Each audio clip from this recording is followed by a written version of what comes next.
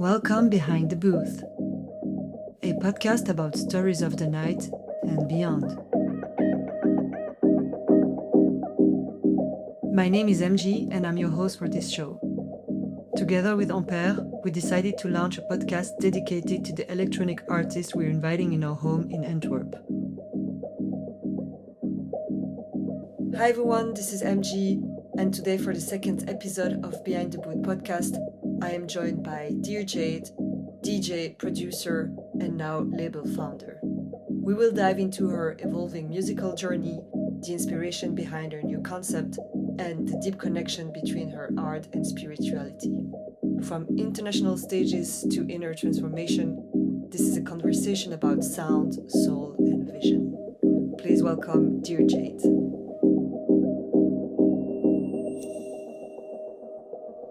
Hello, Deer Jade. How are you doing? Hey, super good. And you? Yeah, I'm good. Thank you. I'm very happy to having you in this second episode of my podcast named Behind the Booth. I'm super grateful to be able to ask you a lot of questions. We know each other for quite a while now via the music. We're friends and colleagues. And yeah, I'm very excited. Thank you so much for having me. Really looking forward. Yeah. So I've seen you rocking this summer a lot of shows. You were very busy, but you're all the time busy between music, events, projects, studio, community gathering, and so on. You've played a couple of really nice festivals, such as Fusion in Berlin, or also the biggest clubs in Ibiza like Pacha, Cova Santa, and one also that you really like, Burning Man. I think you started your music journey in Burning Man, if I remember correctly. And Mm. this edition was very special to you because it was the first time where you did hosting of a stage. Can you tell me a bit more about this? Yes, absolutely. Super grateful for all the epic adventures and summer. And indeed, it was in Burning Man that I first like touched decks and was like really attracted and started to think about mixing. And yeah, so it was super special this year to have the chance to host a stage at Pink Mammoth all day. So they're dear friends. I had already played there, and they wanted me to play, and then like we thought like to curate something and that it would be super fun to do it in this format. So I invited like all my girlfriends who were at the burn to come and join, and it was the best day ever. And then in parallel I always had the idea to start this thing like I Am You, this label, like events, community gathering. So I thought, what a more perfect place than at the burn, that it really represents the value that I support. And yeah, so everything came together kind of last minute, but it was so beautiful and really so special to feel the power of the sisterhood when we all come together and support each other and just have fun. Mm. Yeah, so cool. I I also can't saw wait for that. you to join the next ones. Yeah. Yeah, I saw that you posted the recording of the set Hmm. online, which is so cool. I think I'm going to check it and dig some tracks that you Cool. guys have been blasting in the desert. And so So, it was kind of also the first announcement of your concept, mhm. which the name is I Am You. Can you Mm. can you explain me a bit what's behind the name and why did you choose that one? Totally.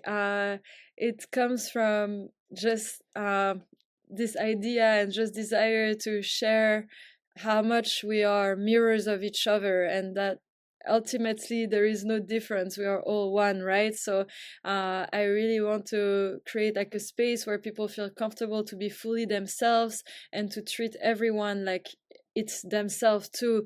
So to really bring back that feeling of community, of like compassion for the other, and like really seeing anyone as us, as a part of us, and just treating everyone with love, with care, and yeah, then building on that. So to create events that are going to be uplifting for the people and that are really going to provide a ground and a space where we can all evolve together by, doing also breath works like yoga, different kinds of activities, workshops, and things, just to, come and discover like the secret of, like, what's lying inside of us and who we are really and where we come from and what we're doing here.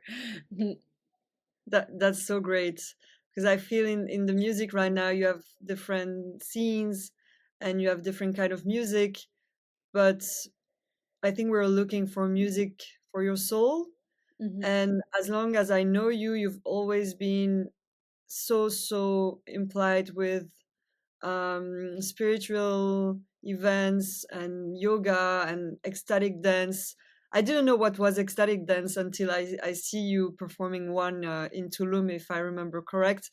Um, but I think this is just like a super beautiful continuity of your journey, your music journey, and you can now spread what you feel, and I mean what you feel for the music and what you feel for the people, outside your own spectrum of music, but with those events. And I think the community is just growing even bigger with IMU. Hmm. And I think, yeah, this is kind of the um, the continuity of your music, but also I want to go back a bit in time, and I would like you to explain, how did you start music? How did your journey begin? I think like was almost 10 years ago now, almost, kind of. Hmm. Yeah. Yeah, totally. I mean, I guess love for music started from the youngest age because my parents were really great music diggers. So there was always amazing music in the house playing of all different kinds of genres. And my dad had like this huge library, like super well, like organized and everything. So it was super, super interesting. And it was always here. But I never thought I would ever do this like as a job. I always was making movies and films, and always thought I was going to be a film director more. And so I was doing all of this. And then when I finished university, I got a scholarship to study in the US. I did like one semester, but I felt like it was kind of boring. And at the same time, yeah, I got scouted to be a model, so then I went for that for the the film. And then but the music was always there. And by traveling, because of the modeling, going to all these different places, I heard like really amazing electronic dance music that really opened my mind, my heart, and I was digging like obsessively and just always getting new tracks and exploring all the genres and all that. Still not thinking I would ever do it. And then, yeah, eventually I had like realization that actually I'm born for this, and yeah, I just have to go for it. So I quit everything and I went fully into it. And yeah, it's been such a beautiful journey ever since. So grateful for music. Do you remember the moment where you had like a breakthrough and you figured out that, wow, this thing is for me and I think I want to do that for the rest of my life? Yeah, so actually it's pretty interesting because it was like all of a sudden that I was not even DJing. Like I just had the music, but I was still like thinking to do movies and something. And then I went to a party with a friend who was DJing, and then at some point he like gave me the decks, and I was in front of the crowd, and then like they all went like crazy because it was like a super nice track banger. And I felt like the energy, and I felt like actually it was my home and I was born for that. And then from that moment, then I went fully into it. I was like, okay, so what are the next steps now that I need to do? And it's like just learn how to DJ and everything. But like from that moment, I knew that that was it, and I went full on. So yeah, it was pretty crazy and magical. Mm. That's so cool. Yeah, I know. I know you started like after modeling, and you also went to DJ school, and you started kind of your career outside of Europe, in Mexico, if I remember correctly. Mhm. And what was the link between there and then in Europe? How did you come back, and how did you started to like do all these events and great lineups and? So you know, like the first time I touched Dex was like in the Burning Man, but I was just going as like, you know, like I was making photos and videos actually just for fun, and that like starting to play a little bit. And so then in Mexico, that's where I got like my first gigs, like kind of official for like a few hundred pesos. And yeah, they really gave me the chance there, so I was practicing a lot, and you know, getting in front of a crowd and like, you know, practicing. And then I went back to Europe, and because I had been living in Paris like all my modeling life, kind of, even though I was traveling and living in many different countries, I was always coming back to Paris. So I had a lot of friends there and things, who then also like somehow gave me, you know, a few opportunities. And then I knew like the parties like Gardens of Babylon, that I knew that I wanted to do it. So like I was going to the festival, and then eventually like Shishi spotted me, so she gave me like one of my like first shots alongside with Marvin from Hangar, who was actually the first party that I played that was like a ticketed, like, you know, official like real Wow. party, like a festival kind of like. So yeah, that was super nice. And I think like, yeah, their support from the beginning, and like those first shows, they went really well, people enjoyed, so then everything just went from that. Like it's crazy in Belgium also, you can just do one gig and then like suddenly yeah, everything yeah comes. It's a So small country. yeah, it's been beautiful. And I think then just on the side, just like releasing a lot of sets on SoundCloud, and yeah, and then eventually also making music, releasing music is what, you know, in the long term, yeah, makes it, you know, more Yeah, but stable. you And know, I saw you play mhm. for the first time, and then I instantly understood like why people want to work to get together with you and want to come to your shows is because you release a magic when you play, which is to me just unparalleled. And the energy that you give to the crowd is just something very precious and very rare. I believe not a lot of DJs or music people can't even like compare to what you've been doing and the energy you've been releasing. So I am totally admirative of your journey and how you were able to, from your passion, build something very durable and also very thoughtful about your steps and how you're gonna achieve this. And I mean, you had a plan. I think you had a plan, and that's what's very important um, when you want to make a living in this career, is to have a plan and stick to your plan. And that's why I'm so happy now to see that it's evolving into your label. And yeah, I want to know what are the plans for your label, and also you already told me a bit that your approach might be a bit different from what labels are doing nowadays, which I think some of them, most of them, didn't really adapt to the new world we're living. And they kind of, were forced to evolve because of Spotify and the streaming platforms and stuff.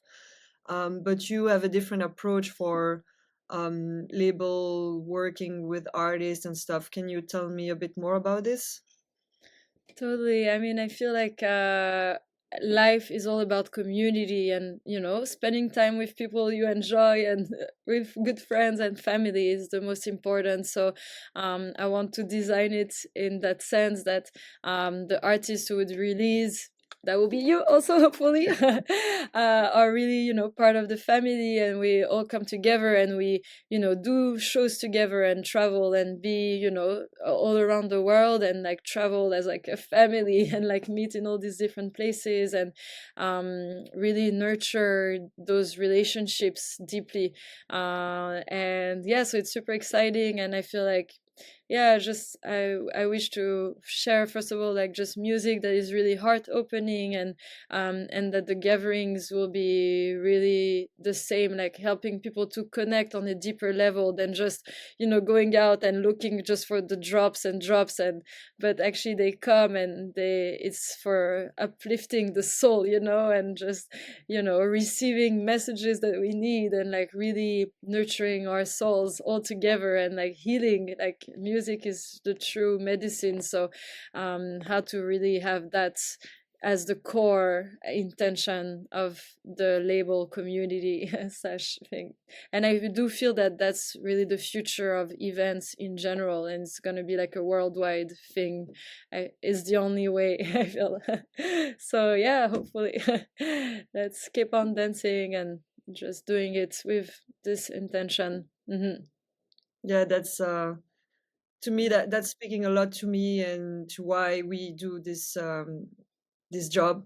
Um, and I want to go back a bit in time shortly to your birthday party. So in August, you celebrated your 30 year anniversary, which is a step.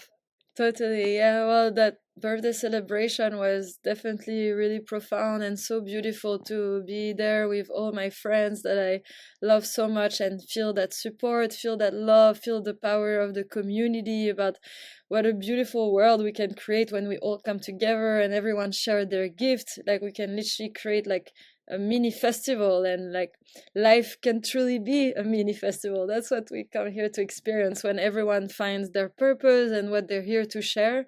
So it was very inspiring, and that's what gave me the confidence, so to say, to just really start with I Am You.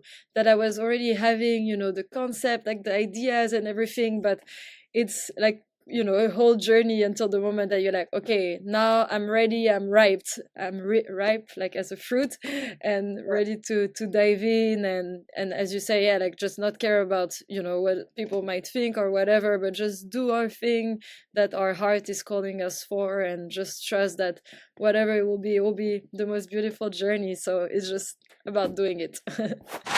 Yeah, Mm, I'm really sad I missed the celebration, but I mm, remember that you asked people to not give you gifts mhm. or material presents, but instead you asked them to offer a performance to the crowd, or to do a little concert or a yoga session. Did you have some people who like brought this energy to the place and started to really educate and transfer their knowledge to your crowd? Totally. I really believe that we are all artists here to express something, express our own music, our soul, and share it with the community. Which is also, I feel like, what is the like pillar of like what is happening in Burning Man, and why many people who go there end up quitting their job in the matrix in the office to really follow their heart. And so, yeah, definitely that was the intention with the birthday. Like, I don't want anything material. I really don't want. It's just I want you to share your gift with the community, so that then together we can create the most beautiful experience possible. So that's what made it so rich, and I'm so grateful. It was like everything from like, ice bath, breath works, like workshops, like dance, like improv comedy workshop, to, like super interesting talks from like festival founders about transformational festivals, to just like really anything, like, and of course like a lot of music, different kind of performances, and wow, it was incredible. It was just hard to make everything fit in the schedule, and not Yeah. everyone actually got to play or like share their gift, but it was, yeah, super super super beautiful, and so grateful. Wait for many more already. Yeah, So so that's what, yeah, gave me you would the like to mhm. to reiterate the event or the experience, like you were thinking to do that for your birthdays every year, or like kind of that celebration to become something to remember and to reiterate in the future? So I definitely want to gather and like just be all together again and do many more of this. I'm not sure if it would be like under, like as my birthday in that sense. And it is quite a really big production, but that's what really gave me the, will and like power to just like really start with IMU, just to be able to really do this and like have more people than just only my friends, but like be open to other people who relate to the message to come and join the events and be on this like transformational magical journey all together and like be able to meet all around the world. And yeah, so yeah, totally grateful for that and super super excited. Hmm. Yeah, this looks really amazing. And also, I noticed that you didn't have any alcohol at the party. Hmm. You really Hmm. asked people to refrain themselves from drinking. Um, can you tell us why and how, and did it impact the event? Definitely. I feel like it's what brought people maybe even closer together, and everyone was really present and really from the heart. And there was, yeah, because sometimes alcohol can I feel can really disconnect. So yeah, it just kept it all very pure, and I'm so so so so grateful. And I think in the end, people drink because they're not given anything better, and it's because the environment of the events are just dreadful. And actually maybe people just don't really want to be there, so they drink to escape something. But if there's a strong community and like these kind of activities and really soul feeling things that happen and connections with people, then alcohol, like people don't even want to drink. And I feel that that's what we're also here to bring, to yeah, just inspire to be in that frequency so that we don't need to take anything to have a good time. Actually, the good time, it starts with us. Mm.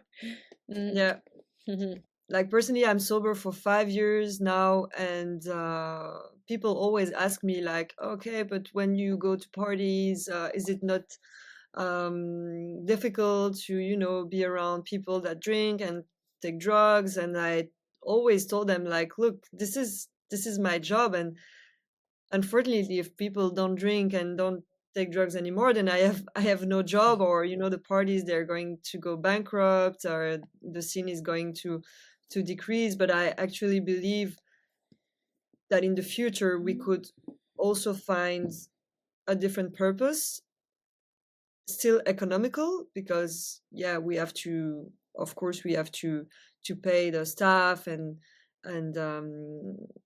thinking that there's no economical purpose would be a mirage. Mhm. But I think this could be possible. And I recall that you attended a festival in the UK where there Mhm. is no alcohol. What is the name again? Medicine Festival. Yes, it was absolutely my favorite festival. It was so beautiful, like about 10,000 people in like the nature outside of London. And like it's even more than a weekend, it's like over a couple of days, and there's like all these different workshop activities, no alcohol, and then like the music stops maybe at 1, people go to sleep, and then everyone wakes up super early and then do things and enjoy the day. And the energy is so pure, like I never saw a dance floor that is so connected, and everyone is so nice and kind to each other, and like really feeling the music every beat, every millisecond. And it's so inspiring. And those festivals, like it's getting sold out like months and months before. So it's a proof that actually the scene is not doing well because not because it's like people don't want to go out or anything, but it's just because it's not adapted. I feel like people now, they want something more, and they realize that actually going out drinking and getting fucked up is actually depleting. But actually we lost completely like the purpose initial of gathering, which is healing and coming together and bonding and opening our hearts. So it's like how to bring that back and make it mainstream again. Like this is the way we can heal as a whole. Hmm. I feel. Mm. Yeah, I think there's big changes coming in our scene, and I'm so happy to see you, like embracing the fact that we can actually throw a really big party and people having fun without doing anything and just being themselves. And I that's why I love to say to people is that, of course, when you're tired or when you're bored, then you don't have anything to escape. You just have you, the people around you, the music. And if you really want to be there, then you have to focus on that. And that makes a whole difference, just to be in the moment present. And you cannot escape, you cannot lie to yourself. And yes, sometimes if you're tired, then you just might go home. And sometimes some parties, they're not worth it, or they're not all the time great. But you don't have to spend every weekend waiting for the weekend after to be even better than the one before. That's why I always tell people, like, sometimes the party is not good, it's okay. Sometimes it's really good, sometimes it's not that good. It's the ups and the lows, and it makes the average, and it's normal. Mm-hmm. Mm-hmm. Totally. Yeah. Yeah.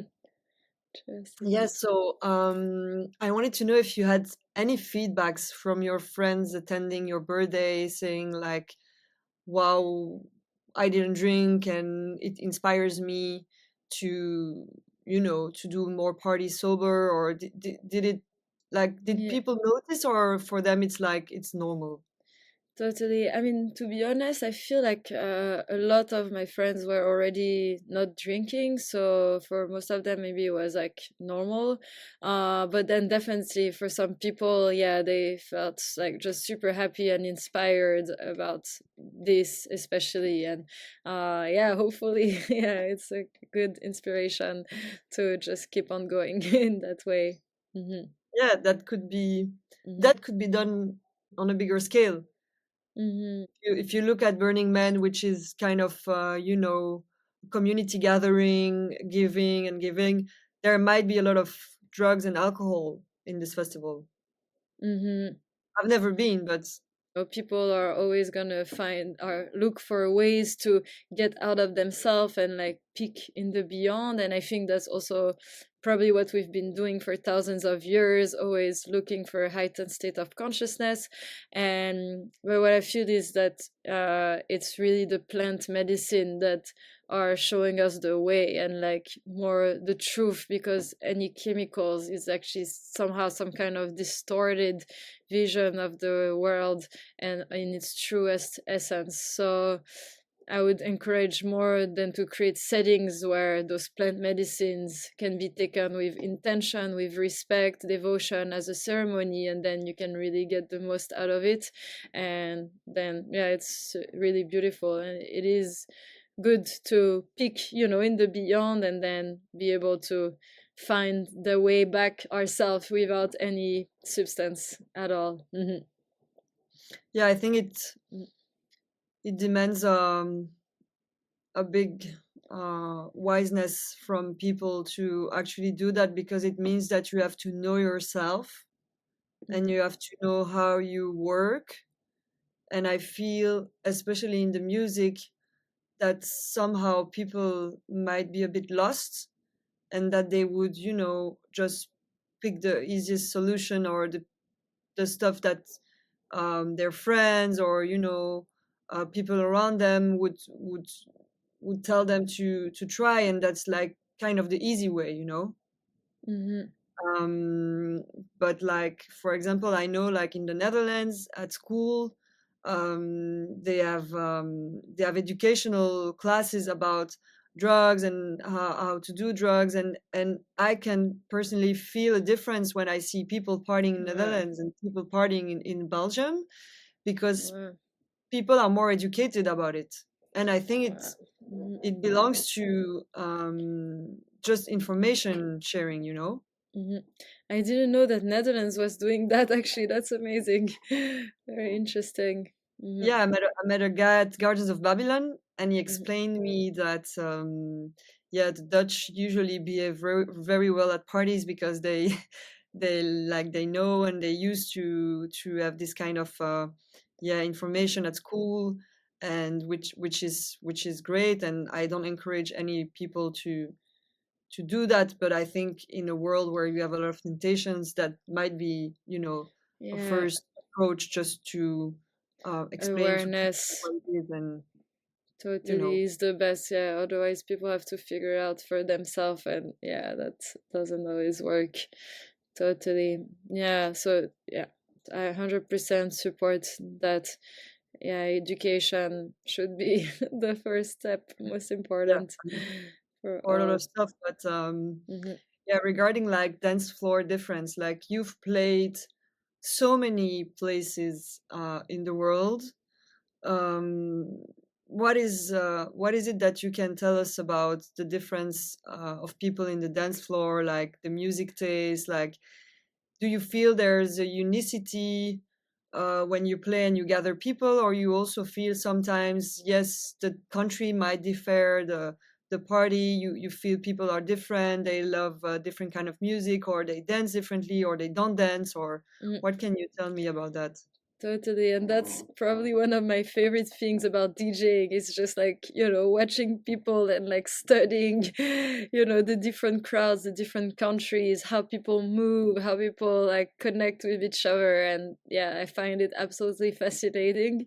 So definitely there's some countries where, already right away everyone is dancing, everyone is already in the vibe without anything, it feels like. And then maybe some countries that it will be like really hard to even just get some hands up in the air.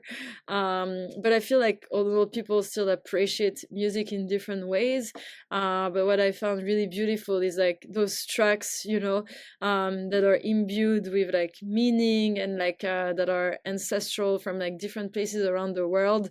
That everyone, it touches the soul to no matter who, no matter the language, it still makes everyone move and brings energy and joy. And I find that absolutely incredible to witness this universal language. Um, and to see, some tracks they will work, like some tracks are good for all the countries and it's like absolute bangers, and then some tracks will really not work in some countries, and it's like finding, that flow, that dance. And yeah, just studying people. Definitely some countries that it's always a blast to play, yeah. Mhm. And you, yeah, do you, as you mentioned, some tracks they're working, some other might not. I think you adapt a lot when you play. Like you have a eclectic style of DJing. And can you tell me a bit more, like which are the trends or the music people like in different continents?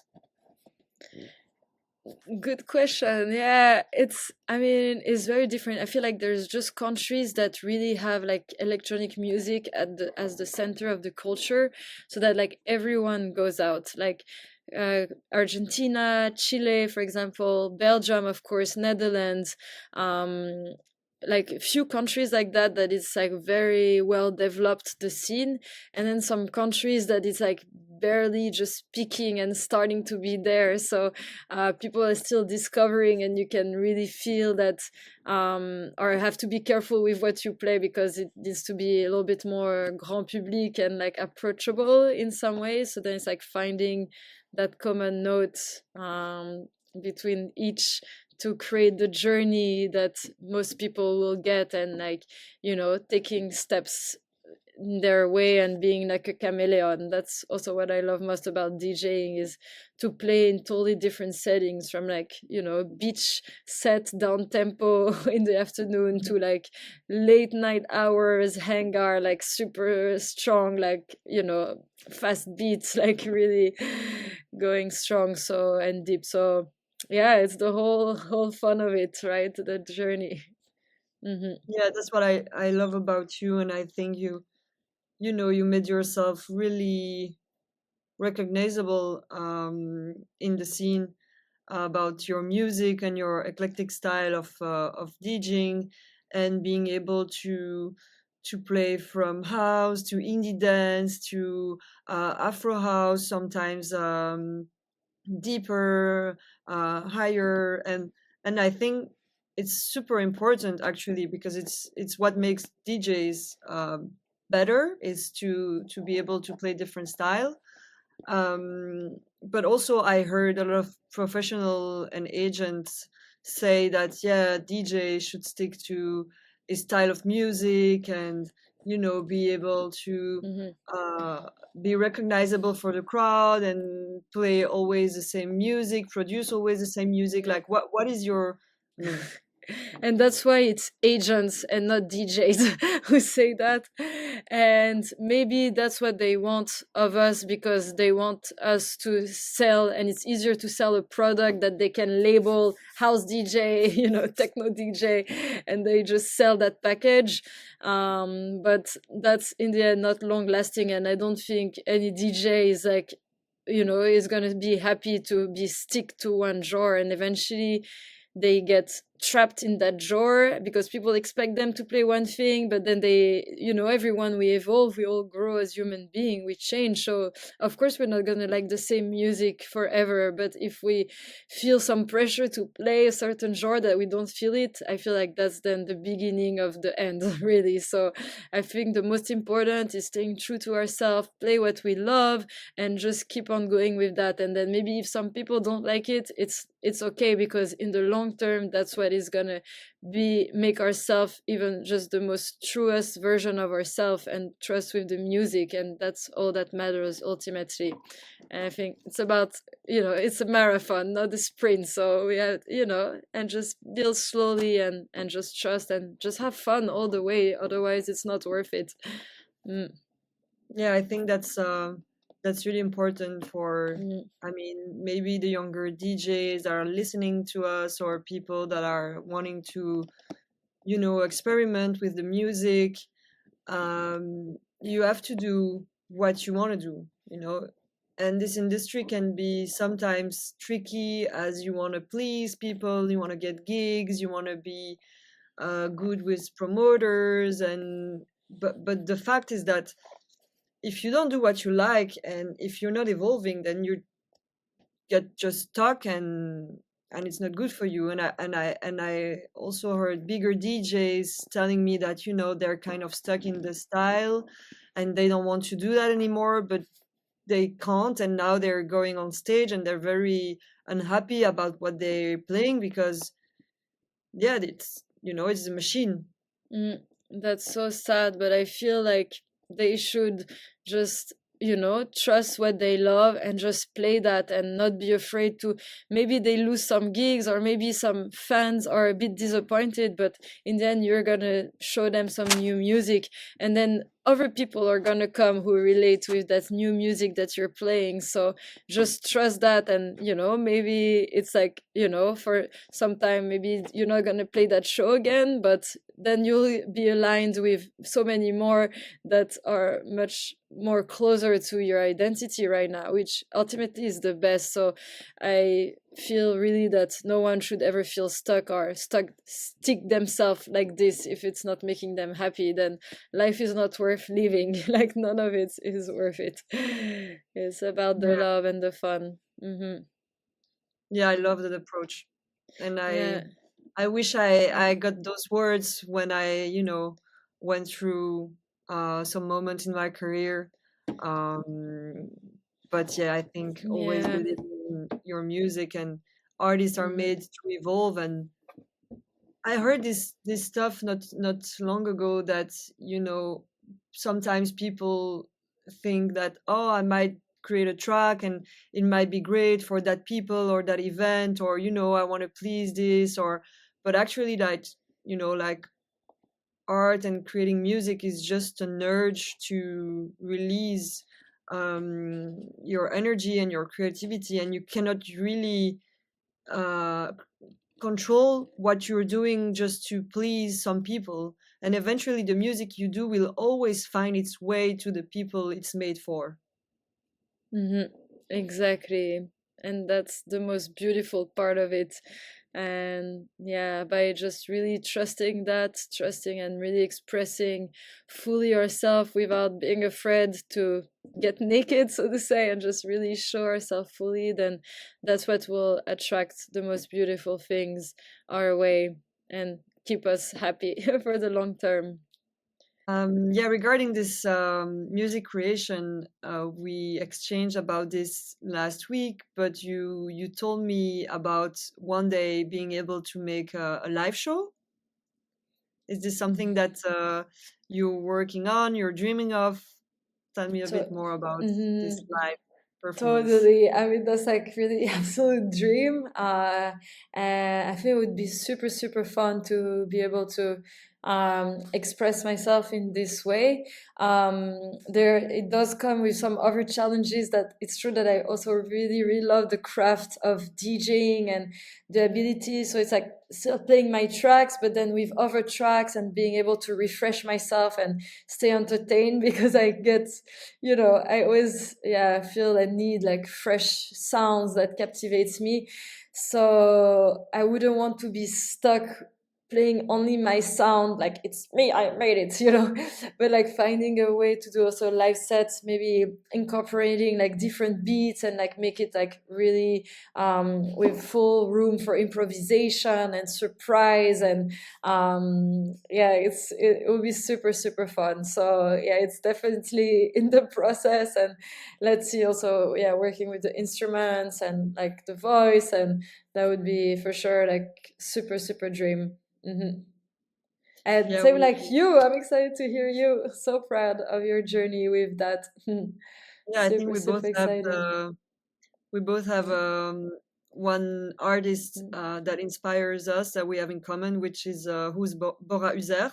Yeah, exactly. Like, how did you meet Bora? Did you do a gig together? Did you play together? Yeah, a long time ago, actually. It was like before COVID. We played together in this place called Boncuk Bay in Turkey. And I heard him and I was like, oh my God, what is that? Like, this is insane. And right away, I was like really super fan. And then actually during COVID, like we were both living in Tulum and we ended up being neighbor.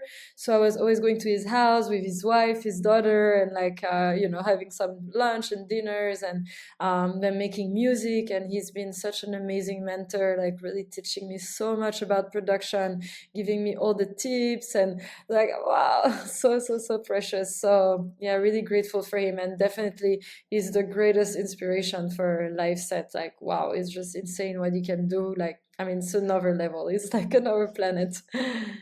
Hmm. Yeah, the guy can do like 6 hours straight live set, no stop. Hmm. It's Yeah, crazy. yeah. 8 hours. I've seen him even Wow, once. 8 hours. Yeah, yeah. Next What was level of live the set. yeah, it's long. Mm. What was the longest period you played, if you remember? Longer I set. did like 117 hours in Tulum. But I did at some point like have like a quick nap on the beach, like a quick nap in between. But yeah, it was super, super Me, fun. I want to do more of that. Even now, like in Pink Mammoth, like 8 hours was super fun, and I could have gone much longer if I could. So yeah, too many more, hopefully. Hmm. yeah, when you think about it, like 8 hours is a normal office day for people Yeah, that have, like, yeah, office exactly. job. But yeah, Total. it's But not the it's so same. much fun, and it's like there's so much music that I wish to play, and I always feel so limited with a 2 hour set. And I feel like I just have to play those tracks, that I know are gonna, hit it. And it's, I end up playing more similar because, it's, you don't have enough space to express yourself and play more of those bridge tracks and like go and tell the whole story. So, yeah, I'm always super keen to do long sets. And what do you prefer more, like warming up or peak time or closing? Like what's if you can choose, like, any moments of the night, what would be the moment you prefer? And so doing an extended set all night. And yeah, but it's true, I do love also like warming up and starting from scratch, and you have like the first person arriving on the dance floor, and like you connect and you feel comfortable and there's no pressure, and like you really like set the tone for the night. I think it's like really beautiful art.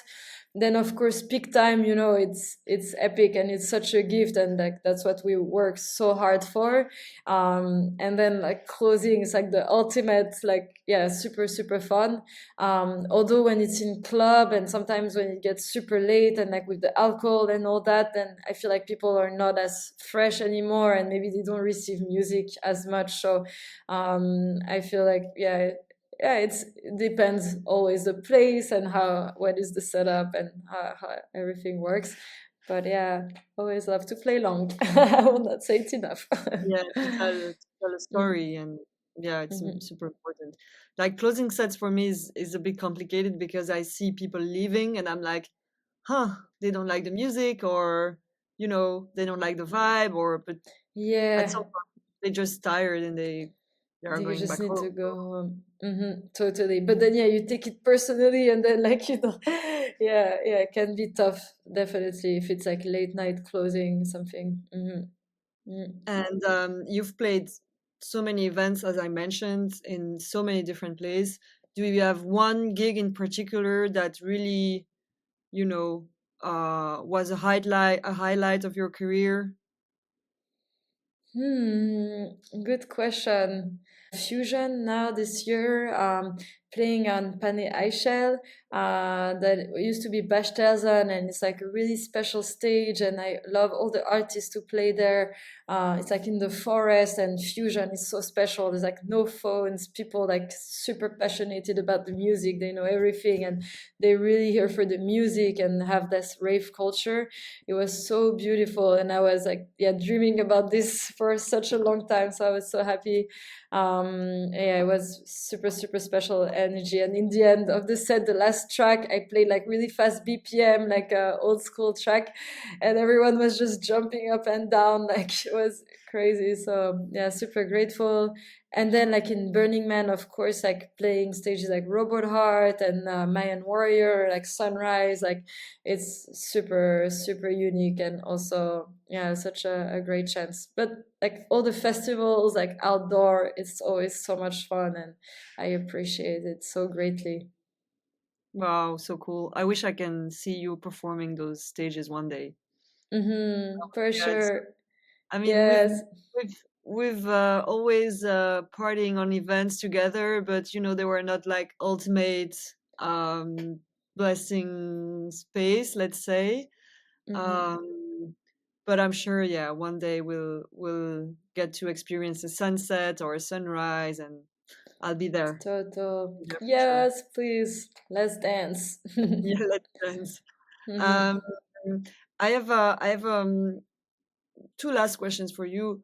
One is regarding your super extensive travel schedule.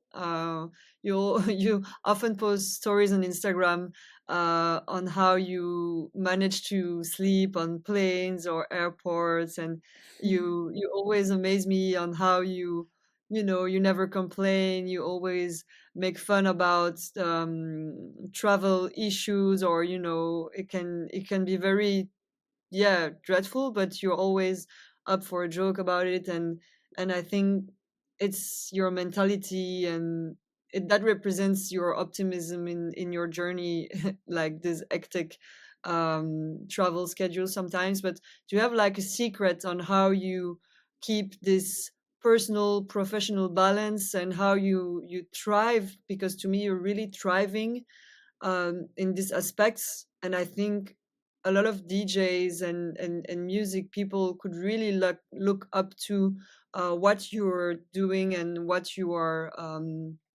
yeah, how you're living this balance. hmm Yeah, of course. I mean, so I feel like the lack of sleep is the hardest. So then, of course, it's like sometimes it gets harder. We're very sensitive, and I could cry for like nothing, you know. But then at the end of the day, it's like we choose it, you know. Each gig, it's like such a gift to go there and like get to share this experience with the people that it's like I know why I'm doing it, and I choose it, and I feel like I'm born for it. Since I was little, I was always fascinated by the airport and traveling, and it was like my favorite thing because it was like, you know, pretty rare just on the holiday.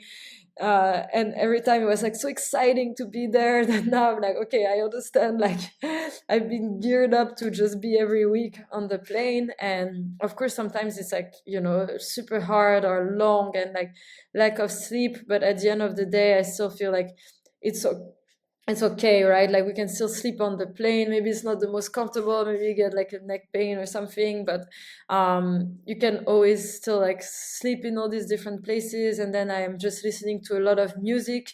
Actually, I love it because I'm really able to dig. I download a lot of music offline, like SoundCloud sets offline, and I have like a friend who's like putting all my like Beatport, all the artists that I follow, all the labels that I follow. He puts all these tracks that are coming out on Spotify, so I download them offline. So then every Friday I get like tons of new music. I download offline, and I'm just in the plane and like just digging, and finding those new gems. And I always get so excited when I find new good ones, and so it's just like this constant flow. And I think then yeah, it just like brings that balance. And yeah, it's still just such a fun journey. I'm so grateful I get to travel. I really don't think I'm like this kind of person to just who can stay in one place for ever, which is not a good thing in some other ways. That is good to also know how to stop and like be good where we are. But yeah, that's what make us DJs be able to do what we do. Yeah, Mm. it's crazy to think that sometimes you are traveling so many hours just to get there and play sometimes an hour set and Mhm. then just get Mm, back to your next destination. And yeah, I think the way you manage to do that is really inspiring. And thank you're you. always, to me, you always feel very available and careful with the people around you, and yeah, I think you're a true example. Honestly, it's been a blessing Mm, to share this with you and seeing you grow, and yeah. I have That's so one last sweet. question for you. Mm-hmm. Uh, what would be the perfect closing track for your set at Ampere in Antwerp on October 11th? I never know what would be my closing track because I usually try to find one that is in the key of the track before that I played or around, so it's in the same harmony. So I don't know, and everything is possible. I've been loving to close like we like Soul Kitchen by the door. Okay. Uh, yeah, but yeah, I think I will probably still play something else this time. So let's see. That will be the surprise. You guys have to come to check it out to know for yourself. Let's go. It's gonna be Yeah. super fun. Really looking forward to it. And thanks so much to you for having me there and for having me for this interview and also for all your support along the way and everything that you see in me. I really see it in you. It's all that you are. So I'm super grateful to have like friends and colleagues that were so much in the same vibe and same energy. And yeah, let's make magic. So excited. Thank you so Yeah. much. Babe, thanks for everything. Um, I can't wait to see you grow. I can't wait to see your label coming up to life. And yeah, thank you so much for all those wise words you've shared with us. And yeah, we'll see us in a very short time. Until then, enjoy. I know the gig you're playing with me. You also have two other gigs the same weekend, so it's gonna be, as usual for you, very busy time. But I promise I will make your stay in Belgium amazing, and we'll take care of you. Thank you. I'm sure. So excited. Thank you so much. I appreciate it. So looking forward. Have a Thank you, wonderful babe. rest of the week. Bye. Gros bisous. Yes, Merci beaucoup. Ciao, ciao.